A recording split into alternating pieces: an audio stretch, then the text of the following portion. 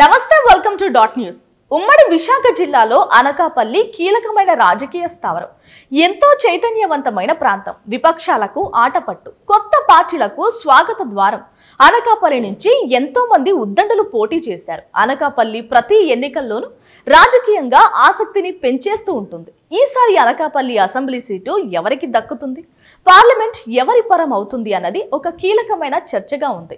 Anakapalli parliament పరిధిలోని జనాభాలో కాపులు పెద్ద సంఖ్యలో ఉంటారు. ఆ తరువాత స్థానం కొప్పుల వెలమలది, మూడవ స్థానం గవరలది. ఈ మూడు సామాజిక వర్గాలు అనకాపల్లి రాజకీయాన్ని దశాబ్దాలుగా శాసిస్తూ ఉన్నాయి.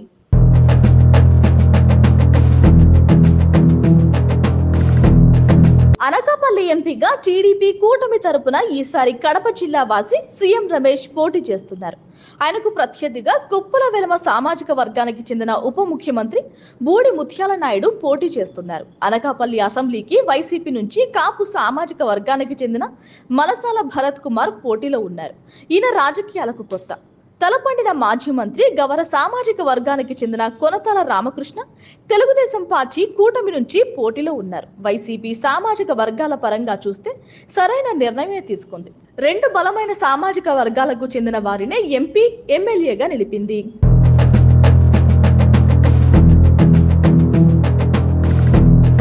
వైసీపీ చూస్తే గడిచిన 3 ఎన్నికల్లోనూ కాపులను కలుపుకుంటూ వస్తోంది. ఈసారి కూడా అత్యధిక జనాభాగా ఉన్న వారికే చోటు అని తేల్చి చెప్పింది.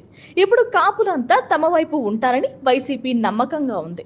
కాపులు ఎంపీగానో ఎమ్మెల్యేగానో లేకుండా గడిచిన 2 దశాబ్దాల రాజకీయం సాగలేదు.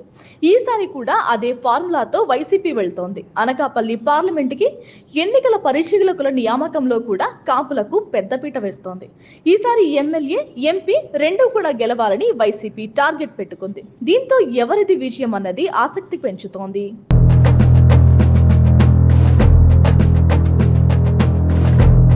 Please subscribe dot news.